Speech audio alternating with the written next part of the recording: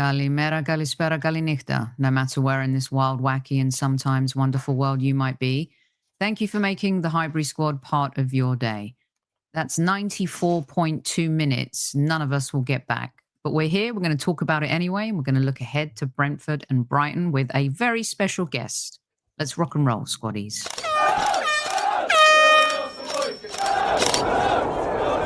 Mind the gap between the train and the platform. Please stand clear of the discussion doors. The next stop is Highbury Squad.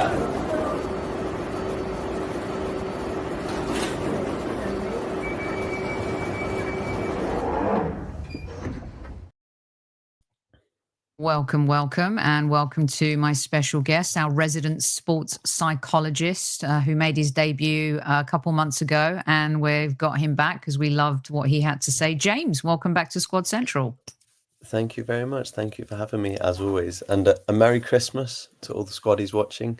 And I don't. It's a weird feeling after that game because we kind of wanted some Christmas excitement. Kind of felt like that was an opportunity to give us a little bit of something. And we won, so we can't be ungrateful. And we were very dominant in the first half. We kind of dropped off a little bit in the second half, but we won. It was good, I think. Yeah. Well, let's get stuck into it. At ease, squaddies, at ease. Welcome to everyone. Listen to our chief like officer and hit that like button. Many of you will be listening to this on replay. A lot of you away for holidays, and those who've made it live, appreciate you very much. The ace, I'll take 3 points, but I'm not impressed. We're going to get stuck into that. And Tammy did say 90 minutes of my life I'll never get back. Yanto, that was awful. If we play like that against Brentford, they will destroy us. You know, just read some of these early comments. We don't even have a man of the match. Well, maybe we do. I do. Possession without progression. Runs with cows, who sent an excellent email in for the Invincibles coin collection. I'm going to save the announcement for that around New Year's Eve. I don't think about sticking pins in my eyes, but at one point, I get what you're saying. Anyway, welcome to everyone. Thanks so much for joining. And it was our change all the way from Australia tuning in. Bless you, Kevin. Mohammed is here as well. For me today, good evening, Rich. I'm sure you're in Thailand. Yes, you are. Very jealous about that. James, there's certain moments in a season where you want a result over performance.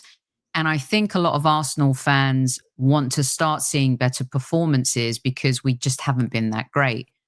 But to me, this felt like a very old school George Graham win. 1-0 to the Arsenal.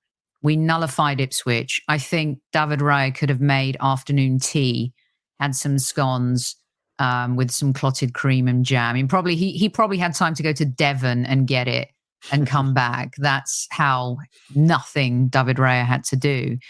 And I think because we haven't been performing well, Arsenal fans want to start seeing that. But when you see Liverpool, it was all about the points for me today, especially against an Ipswich team that you're going to expect to come with a defensive strategy. Are you on board with the points versus performance for today? The problem is, I do think we need some confidence considering we don't have Saka. So if we're going to Brentford, who's going to be a much more tough proposition, now we've not gained any confidence today attacking wise. So they're going to play the same way as Ipswich do with a much greater attacking threat. Now, I think defensively we were excellent today, but I think Brentford will say they can keep us out because Ipswich kept us to 1 goal. And if you can shut off Ødegaard, we do look very blunt because we don't have Saka. So I understand, points were super, super important today, but we've got a few games coming up that we need the performance and the points. And because we've not gained any confidence today, I think Brentford's going to be very difficult. Now, if we step up in that game and if we win that game, then we'll look back at this game and say, who cares? We won. But if we go into that Brentford game and drop points, I think this will be one where you look at today's game and think maybe we could have gained some more confidence. Maybe we could have used a bit more fluidity, because the problem is we got the ball to the final third and we had no answers. And it is concerning because Saka's out for 3 months. And on the bench today, we had just Nwaneri as an attacker, I believe. Yeah, we had 3 left backs on the bench, I think, today. Or we At can least include 2. Tierney as a left wing if we want to. Okay. But yeah, I'm not one for the old, oh, we have to reinforce in the window, we have to reinforce in the window. But if you look at the bench today, it looks like that's the only option at this point, especially with the way our attackers are playing. But I don't know what your take is on that. Yeah. Okay. So the starting 11, I thought that he got it spot on. I know there were a lot of people, including my good friend Tom Canton, who wanted Nwaneri to come in on the right. And I'm like, he can't even start a game, in his regular position, let alone taking a risk at this point, I think, and starting him on the right. And he's been more of an impact player than a starter, even though he's done well in the Cups. Kai Havertz, I think, playing in the position Arteta wanted him to play from the get-go when he joined Arsenal, and Martinelli, to me, seemed like the choice on that right side. So I've got no arguments with the starting 11, especially when you look at the bench. I want to kind of get into some positives in the sense that, for me, everyone's asking for a man of the match. You usually do that at the end. Miles Lewis-Skelly, I did not have it on my bingo card that he would be ahead of Nwaneri at this point. And I know this is a name not many Arsenal fans want to hear, James, but he reminds me of Ashley Cole. Now, I know that he's playing on that left, filling in on the defensive side on the left, and you could see him seamlessly also executing that inverted role quite brilliantly. Yeah. And for me, I just think this now is his position for someone to take. Now, 100%. I know that, some fans might say, no, it's too soon. Well, we saw how he was fearless against Manchester City. We see how fearless he was in the Champions League. For me today, he was the best player. And his endurance, the dark artistry that he possesses, the fact that he is unafraid to go up against any player, whether it's Haaland or whoever, he was the bright spark today. 100%. And it's not, what's interesting is sometimes we speak about young players and say like, oh, he was so good today, we'll give him the man of the match because he's a young player. He wasn't man of the match because of that. He was man of the match because I genuinely believe he was the best player on the pitch. And it's amazing to watch the maturity he plays with in a very, very difficult position, because under Arteta, it's not where when Kivior played left back, the role was much more simplified for him. He only had to essentially take the ball as a left-footed centre-back, and other players would do the harder work. Lewis-Skelly is being asked to drop into midfield. He's being asked to overlap. He's being asked, and he's doing all of that with flying colours. And you're absolutely right. There's no reason why he should be dropped for this team. I think we should manage his minutes. I don't think he should be playing Saka minutes. We've seen how that can end up. But yeah, I think at this current point in time, going into the biggest games, as crazy as it sounds, there's no reason why he shouldn't be our starter, because no winger has ever looked like they've had any joy out of him. And we've gone from having Tierney, who for all his he was great defensively, could attack, couldn't invert. We had Zinchenko, who was brilliant inverting but couldn't defend. Kivior, who could defend, couldn't really invert. Now Lewis-Skelly has fallen from the sky at Arteta's feet, and he looks like he can do all of them, which is something incredible. And a credit to Arteta, of course, because he's moulded the player for a few years now. But credit to Miles Lewis-Skelly more than anyone for the performances and the application he's putting in. I love our fullbacks so much. Oh, yeah. And, Timber, Mr. Reliable again, made a couple of dodgy passes, but that's nitpicking. He is just a bargain at this point. Now, Boy Tendio, how come people are so ready to throw MLS into the fire, but not Waneri. And I want you to touch on this a little bit because I love following you on the old Twitter. It's called X now, kids. For those of you who are as old as me, and you can follow James and his 100,000 plus followers. He gives really great breakdowns during the match and stuff. And I mean, today there was a 3-4-3. I think, in the second half, things shifted a little bit, but talk to me about that, the approach, the Havertz in midfield, Jesus up front, and correct me if I'm wrong, if you agree that Arteta kind of really wanted to play that way when he acquired Havertz and Jesus was kind of more on fire.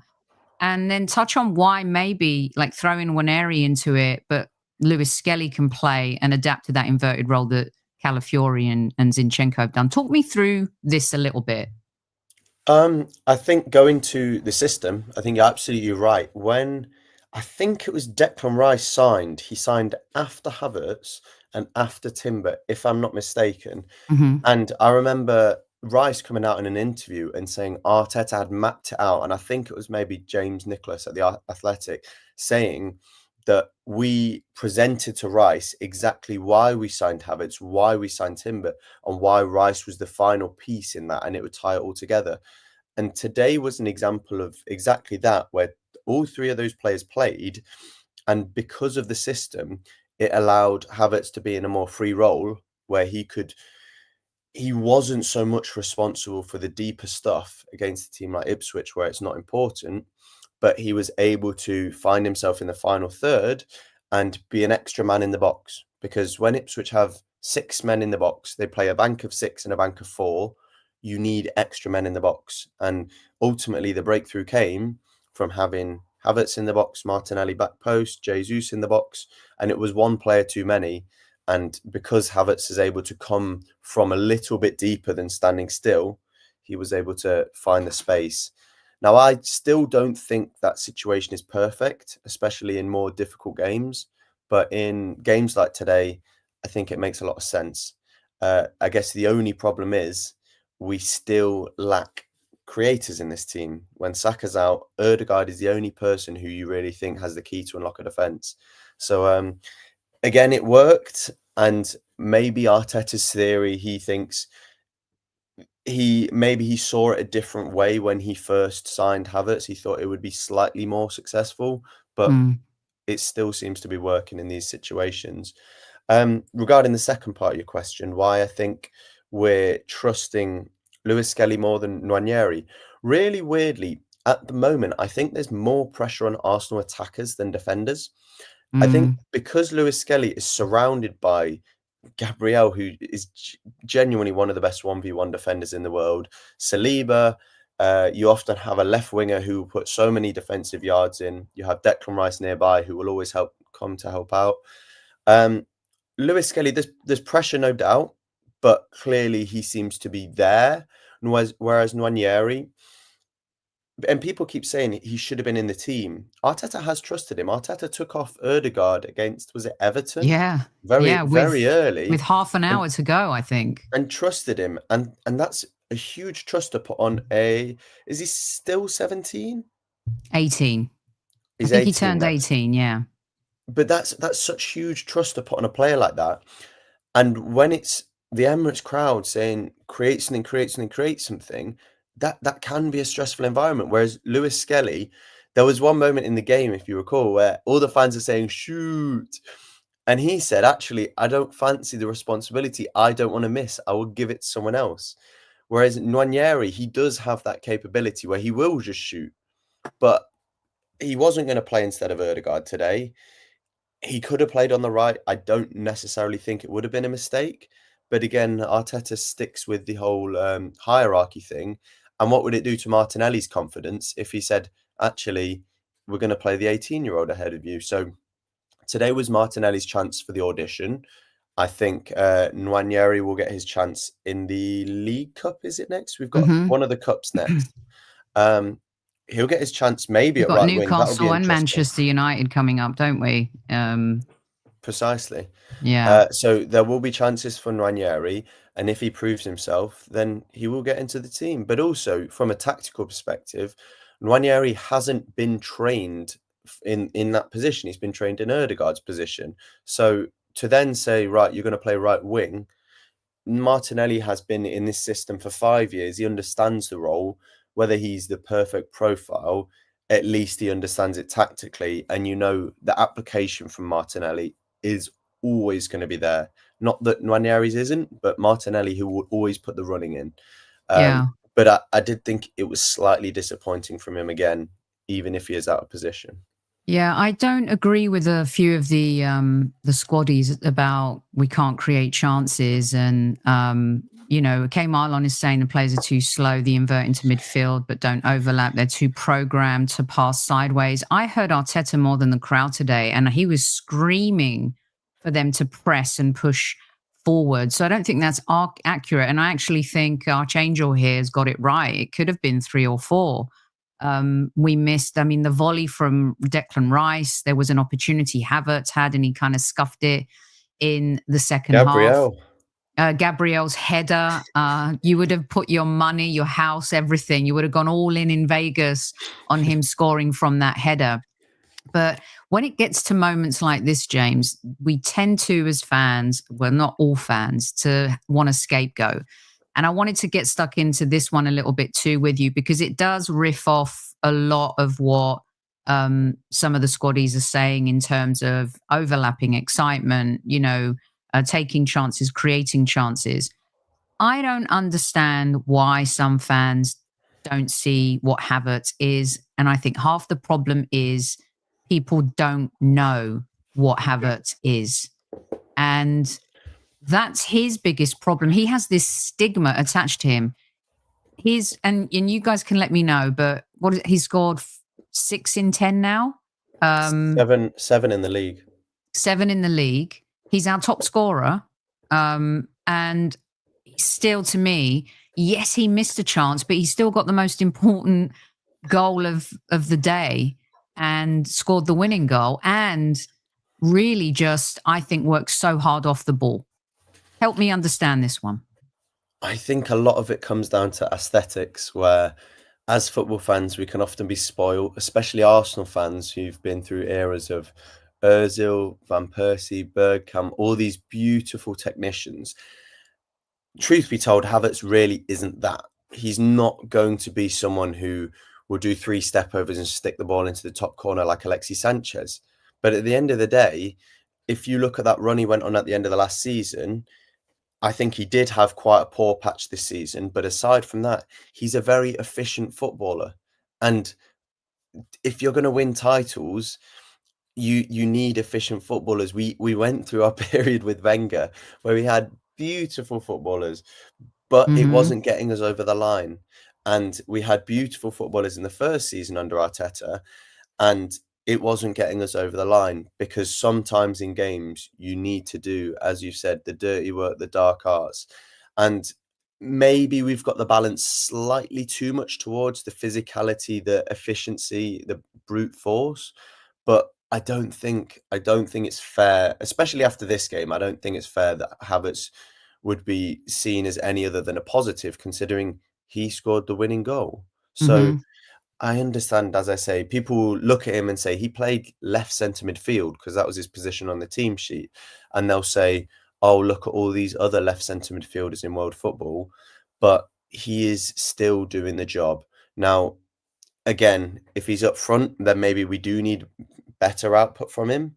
But in midfield, if this was Aaron Ramsey and he was scoring a goal every 2 games, maybe he's doing more midfield work, but you'd be crediting him to no avail. So it is a complicated one, because the last few games I've been very, very frustrated with Havertz, but today I thought he was fine. I didn't think it was an issue, and I think the game kind of required him to be a floater. He wasn't going to be someone who was going to be an Ødegaard, because we needed him in the box. I don't know what you think of that. Yeah, no, I agree with that. There's, you know, when he's playing in that number 9 role, he's the target guy. Whereas, you know, today and in the previous game, I like him in this role And I hear a lot of the squaddies saying, well, Newcastle banged 4 past Ipswich. Well, we could have had 4 or 5. I predicted Also, 4-1 today. they played, and on commentary they made note of this, because Alan Shearer was commentating the game on Amazon Prime, but he said Ipswich played completely different against Newcastle Thank because you. they played their football against Newcastle, but they didn't want to lose 4-5-0 2 games in a row, so they came to us and said, okay, we're going to do some damage limitation. Hopefully we can get one on the break, but ultimately, if we lose 2-1, the fans aren't going to be too mad, and Yeah. we'll Damage come out limitation.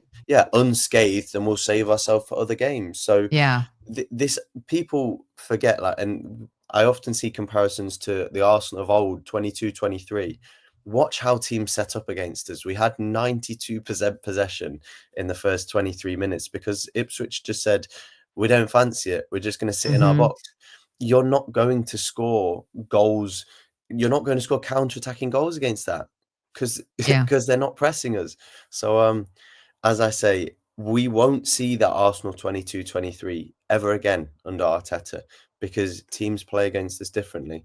Maybe against big teams, but not against teams like Ipswich or Everton. Yeah, it's a great point, and it's a really good point too about kind of. I'm glad you brought up that Alan Shearer said it too, because for Ipswich this is a confidence booster. Losing 1-0 in the Premier League when you're struggling for survival, this is a confidence booster for them. Now, you know, for us, a lot of fans are going to walk away from this and say that's dross. I think it's a mature professional win where we held to the end. Winning ugly sometimes is beautiful. And for me today, this was kind of one of those moments. I want to ask you this one on when we're talking about that forward line, because I totally agree with you about the defense. The defense is the most kind of reliable back. It's the backbone, right? The backbone, I like to call it too, though, is kind of like Saliba, Gabriel. You go through the middle, it's Odegaard, Rice, and then it was Saka up front. We've lost Saka now. So that spine has a slip disc. And Martinelli today, he played really well when he covered for Saka when he went off injured. Want you to talk to me about, because one of the issues I have sometimes with Mikel is he'll have a short-term problem and he'll fix it and it'll work for 2 or 3 games and then he'll stick with it, you know, like Thomas Partey at right back, for example. Whereas really you can't continue that because not everyone has the talent, for example, to keep doing what he's asking. Now, I'm not saying I've been a huge defender of Gabby, and I still think there's a player there. And I thought he did great against Palace, and he started really well today. But then as the game went, he faded. And I think it was Lee Dixon on the NBC commentary said, like 22 minutes in, he goes, I'm not sure I've said Gabriel Martinelli's name once so far in the second half. How do you think he integrated? Was that part of the stifling? We've seen those relationships. A lot of the squad is talking about, you know, you say, you know, be careful what you wish for sometimes, like you miss Benjamin White, Timber and the Saka. Partnerships are so important to Mikel and he relies on them so much, James. How do you think that affected things today, things he did well, things he didn't, and how do we resolve this going forward? I guess also one of the problems is, barring maybe an Everton type of team, there aren't many games that you would not want Martinelli to be on right wing, because as an overlapping right wing, playing against 8 men in the box is so difficult because essentially the only space is on the outside of the box. So for Saka, it's absolutely fine because he can cut in and whip balls in all day, or he can get closer to goal and shoot. But for Martinelli, there was really, really no room for him.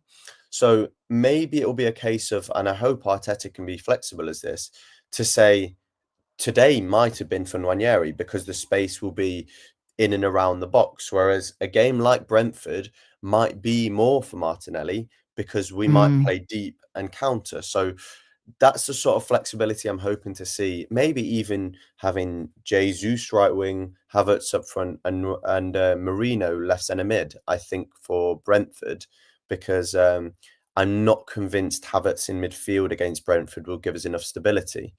So yeah, to summarise Martinelli's performance, I thought he struggled, truth be told, because we can give pity towards him, etc., but ultimately we have expectations if we're going to try and win the title, and that wasn't a performance that I would say I'm confident we will continue to win games with. But I think don't write him off overall, because you saw in the Palace game, you can see glimpses if there is more space in behind, especially with Jesus up front, who does rotate a little bit more. Mm-hmm. That came to a grinding halt today, didn't it? The Jesus goals. But I felt that still his movement, especially in this shape that Arteta was playing, was creating those spaces. Again, another player, and it's the Arteta blueprint, right? What he does off the ball is so important to this team. How would you assess Gabby today, even though he didn't score? Concerns? I thought he was quite good, especially in the first half. I thought he was slightly unfortunate not to get that goal that was a little bit offside. He made some good runs. He created space for others, especially for Havertz. Again, if we're talking long term, maybe we're expecting performance levels a little bit higher, but Jesus wasn't my concern from today. I think, as I say, Martinelli would need to raise his level to be in a title-winning team. Trossard, I saw moments like the assist for the goal, but again, I think overall, that's where the space was, and a lot of our play came down the left-hand side and seemed to grind to a halt. But I think Jesus and Havertz, what they were trying to do on the pitch wasn't necessarily the problem. But yeah, it will be interesting to see what Arteta does going into Brentford. And truthfully, I think I might be quite disappointed if he doesn't make any changes, because that'll be a case of him settling for what has worked rather than being proactive in saying, actually, different proposition might need different personnel. Okay, hold your thought on that, because I'm going to get your starting 11 for Brentford, because you made a very interesting point about the tracking back and Martinelli. And when you look at that Brentford front three is a lot different to Ipswich. And also, I'll change your win in the comments maybe today, because this is something I've said, is that, Martinelli, we want him to play a certain way, but he's playing exactly the way Mikel wants him to play. And sometimes that's where the rubber meets the road, right? You still want to see that performance and you still want to see that pizzazz and creativity. But something that's become a little bit of a pandemic in the league, in that a lot of creative players are being asked to do a lot of dirty work. And so sometimes you don't see that flair. But I think just because his form has been off since the injury, he comes under harsher spotlight. I want to get your take on a player who I think is starting to cook again, and that's Declan Rice. It was a close call today, man of the match for me, between Lewis Skelly and Declan Rice. I thought Rice was commanding. I thought that he was such a leader out there today. He deserved the goal, the almost brilliant volley from the corner. Am I over-exaggerating, James, or are you starting to see a little bit more of the Declan that was so reliable last season? No, I think you're absolutely spot on. With Rice, it was a weird one, because last season he was so reliable and producing really, really strong performances. This season, I think the start of the season, I don't think he was fully fit coming off the back of the Euros. We saw him like gassing with his hands on his knees. And it feels like an excuse when I say that, but the proof is in, you can literally see him breathing hot air and looking exhausted.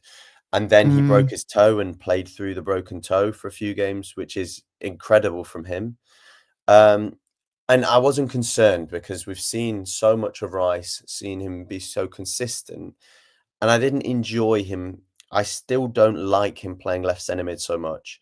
I understand it in big games at times, but in a game like today, there's no reason why we should have essentially a defensive / all action midfielder in an attacking position, in my eyes. So put him in the James, stop there for 1 second. I'm sorry to interrupt you, because this is what fascinates me. I hear the debates. I've spoken to Simiyu and Potsy and Canton and judges, and we've had players on the show.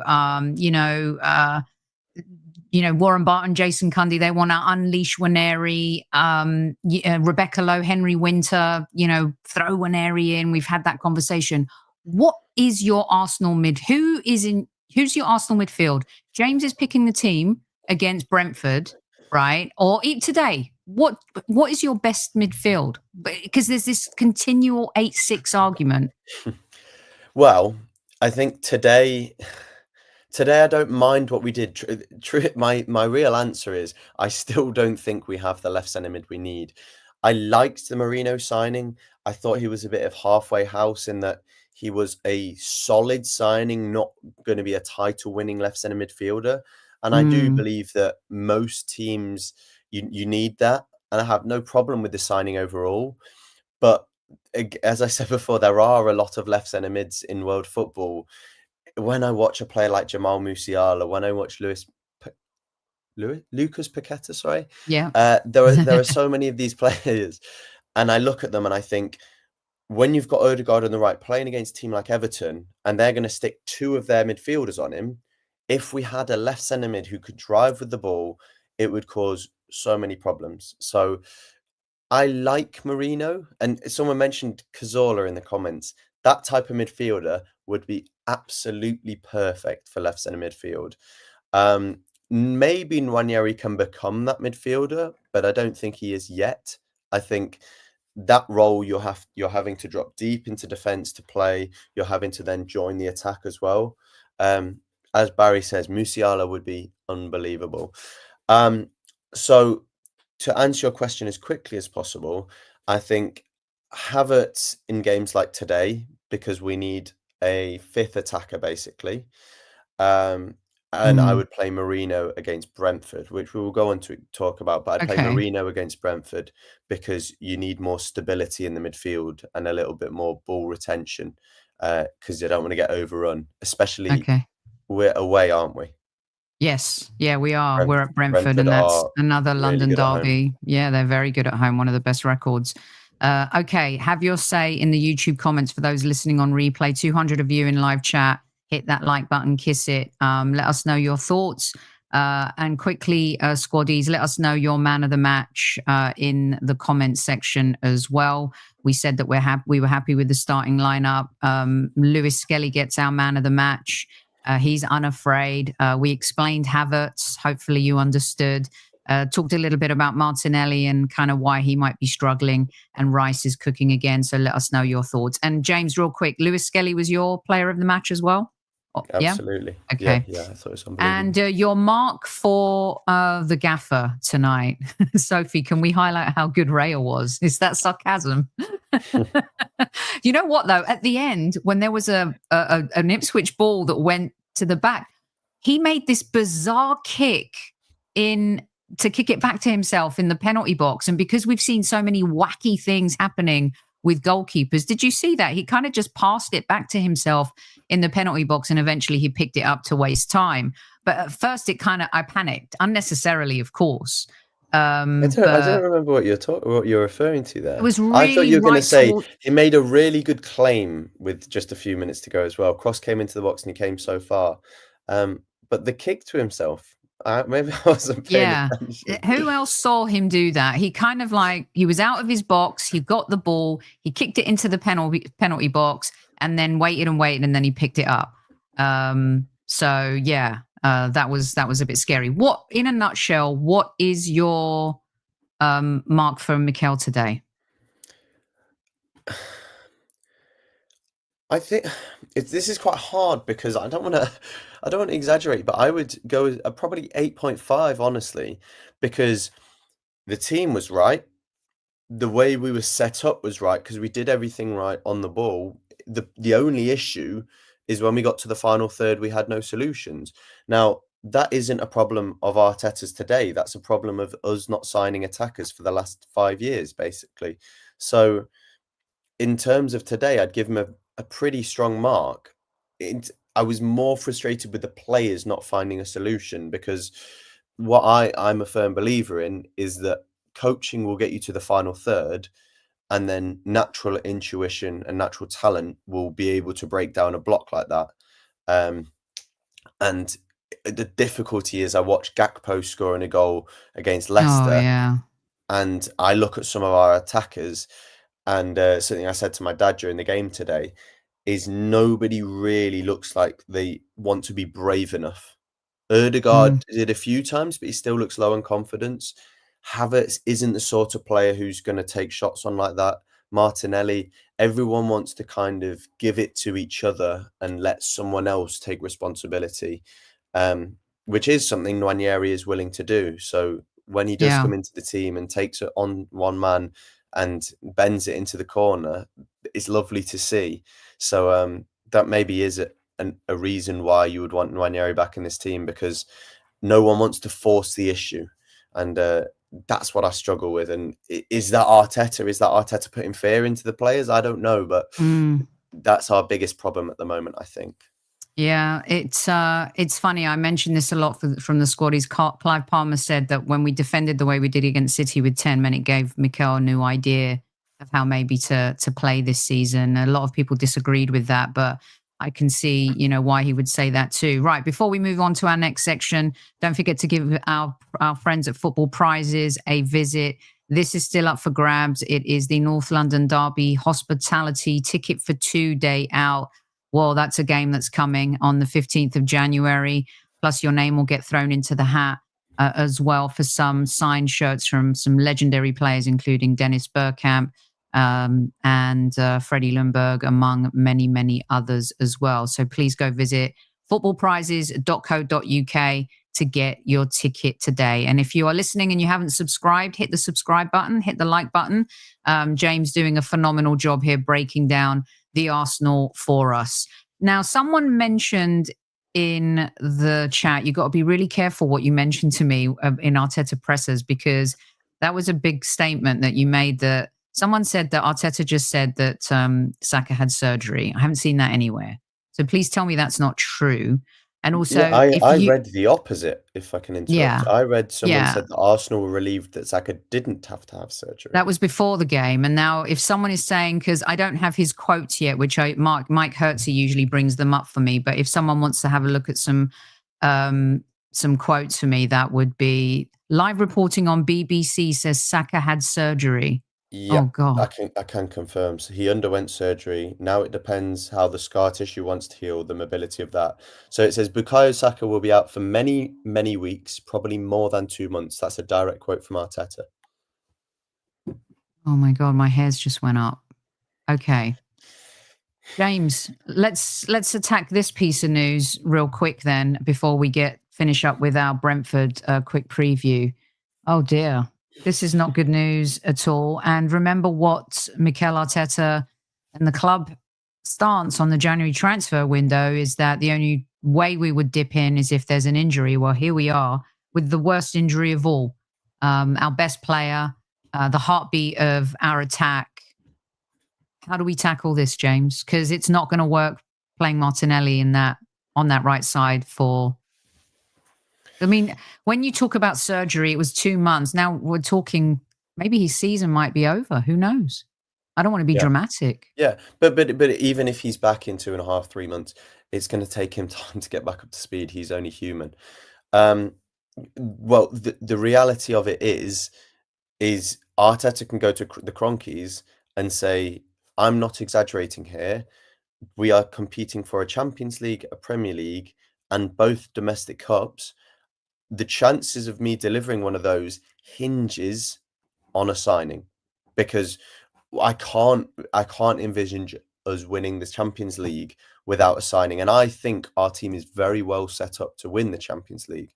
I think the way we struggle to get beaten by anyone, we're very, very rarely bettered unless we get a red card.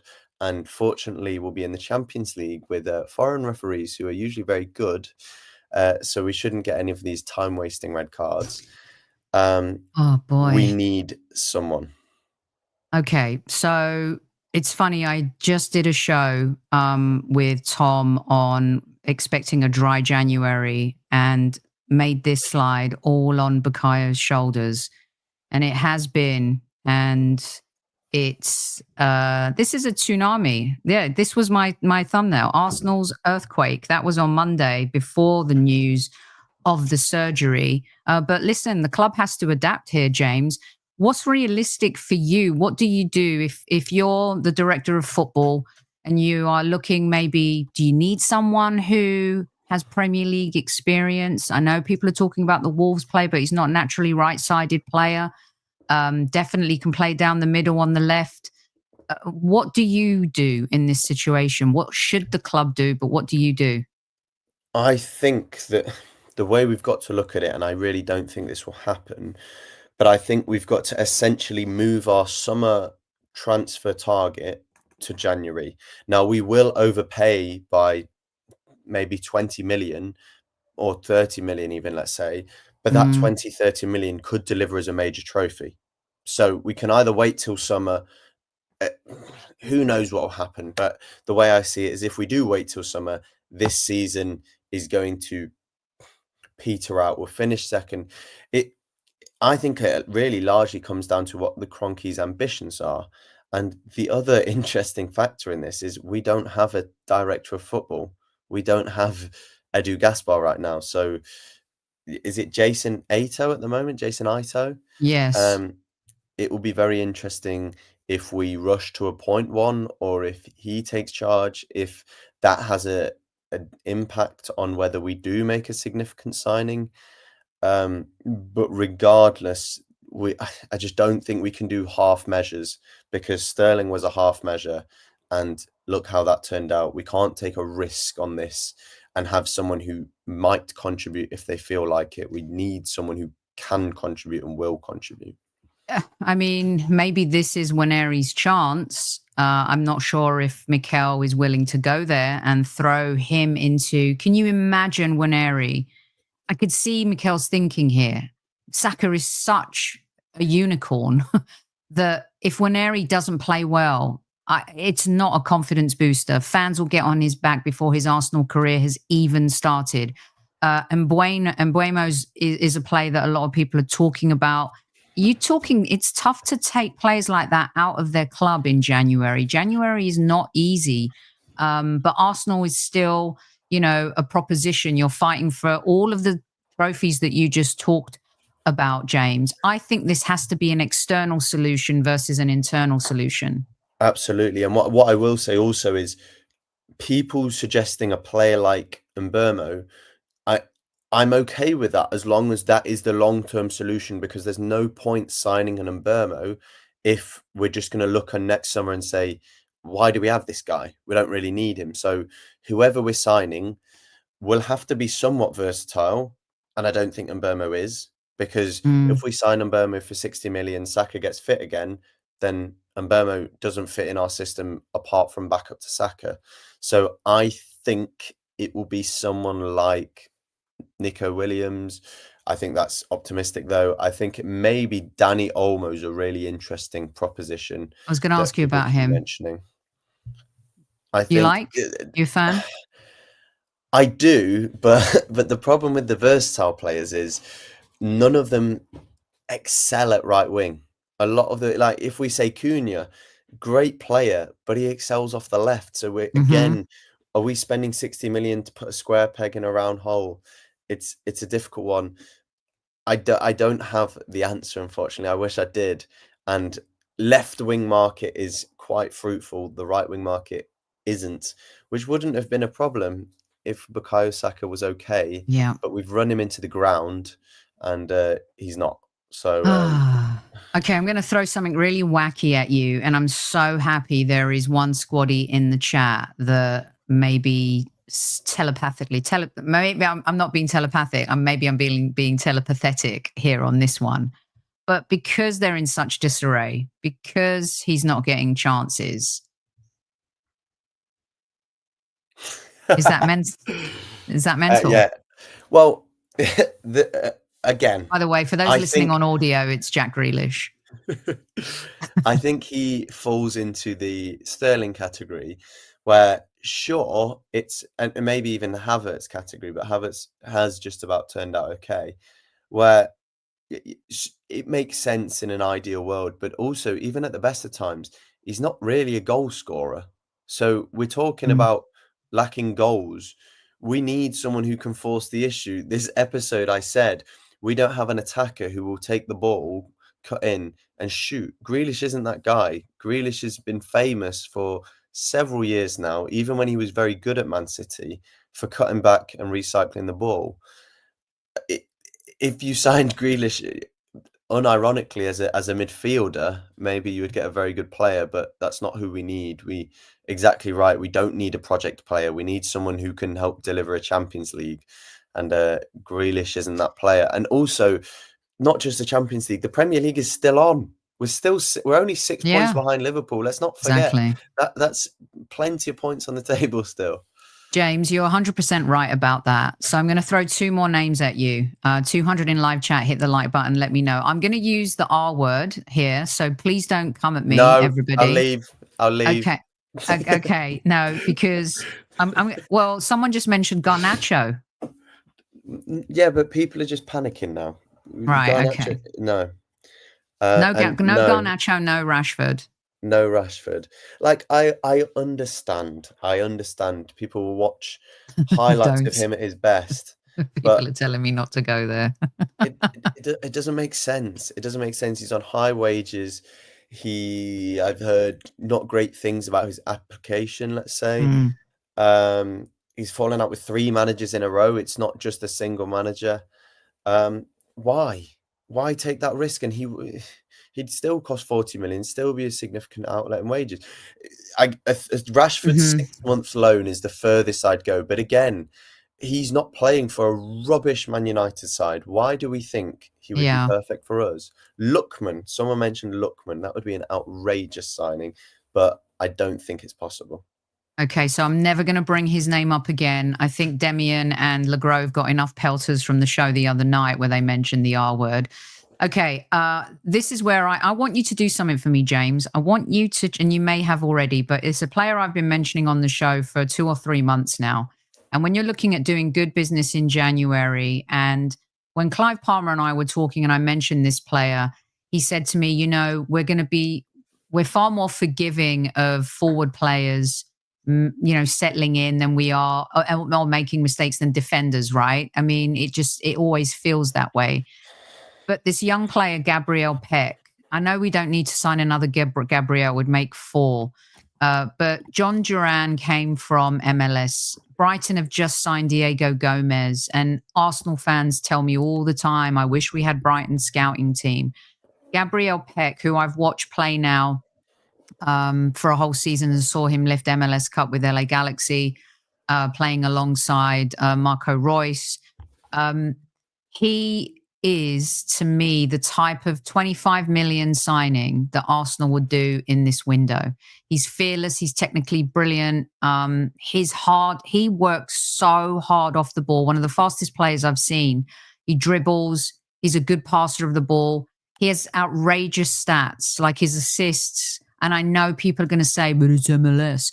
Again, remember the players. Even when Almiron went to Newcastle, he excelled. You find players on all corners of the earth. He was at Vasco da Gama in Brazil, and his mental attitude is like Saka. He's God's child. I mean, he literally is God's child, number 2. Have you heard of him? And if not, I want you to go check him out, and then we can talk about him again. I think I think Arsenal should be targeting Gabriel Peck. I have heard of him. I can't say I've watched or know enough about him at all. The only problem is, again, you speak about Brighton.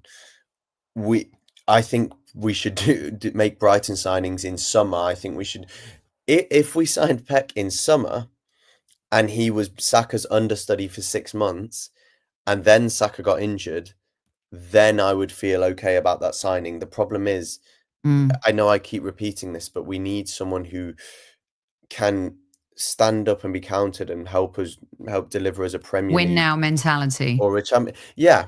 And it does feel it's very short-termism, but the rest of the squad is ready to compete apart from that right wing spot.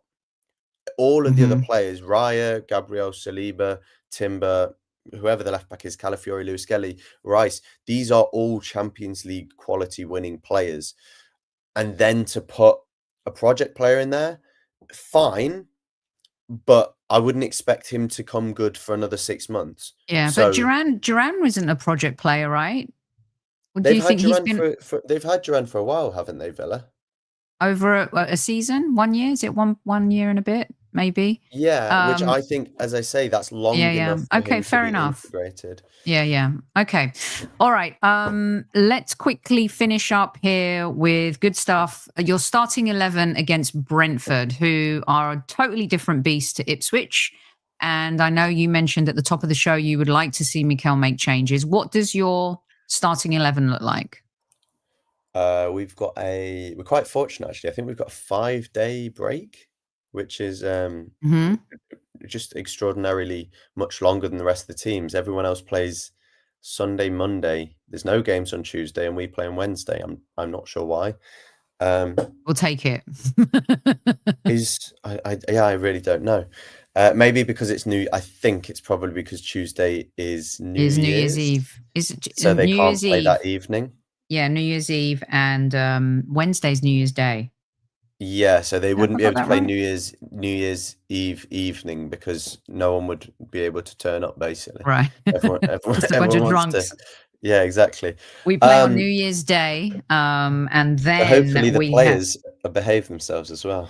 Oh gosh, well they did look like they had a lot of turkey today, didn't they? They did look a little bit stuffed, but go on. So we'll go Raya in goal, Timber, Gabriel, Saliba. Um, I wouldn't be annoyed if Calafiori started left back, but I'm more than happy with MLS, Lewis Skelly starting left back again. I'd go Erdegaard and Rice in midfield again. I'd probably go Marino, but I wouldn't be surprised if it's Partey and Rice. But I don't like the way we defend against transitions with Partey at number 6. I think a team like Brentford, who live off those moments, will just love breaking through the middle, and Partey doesn't have the physicality that Rice does. So I'd go Erdegaard, Rice, Marino, and Jesus, Havertz, and Martinelli left wing. So I would actually play Martinelli, but I'd play him left wing.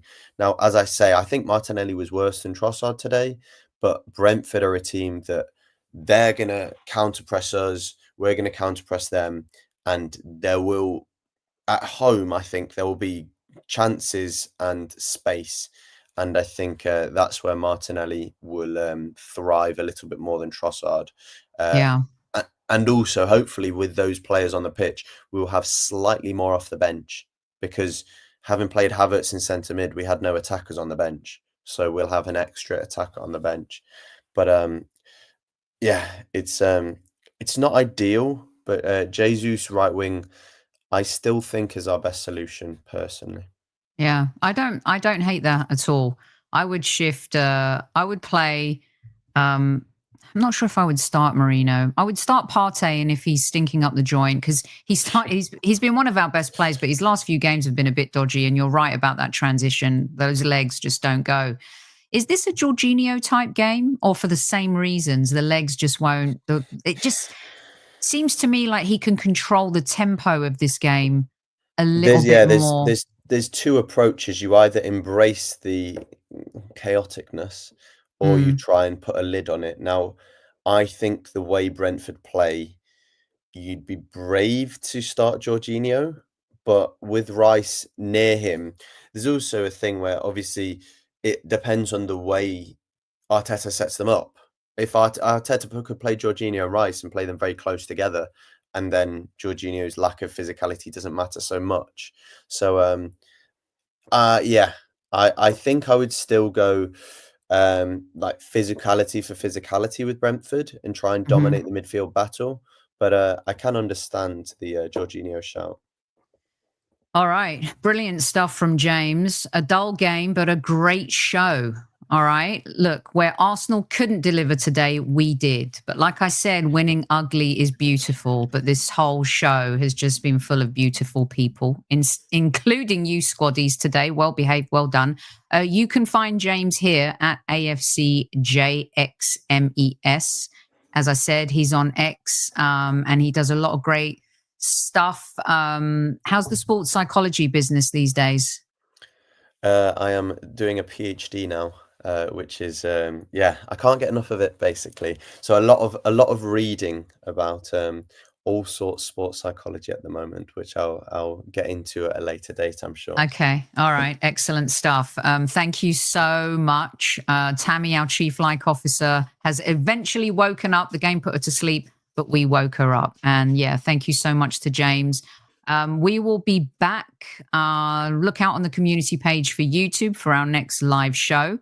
For everyone who has joined in live chat today, thank you so much. And for those listening on replay, thank you too for tuning in. Remember to visit Football Prizes to get yourself a chance to win that hospitality day out against the Spuds at the Emirates.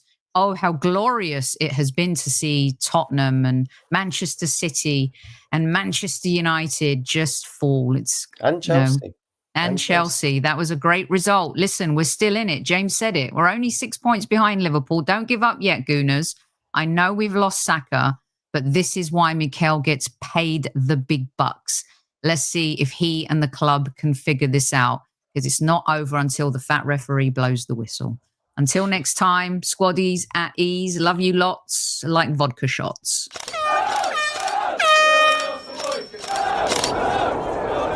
Mind the gap between the train and the platform. Please stand clear of the discussion doors. The next stop is Highbury Squad.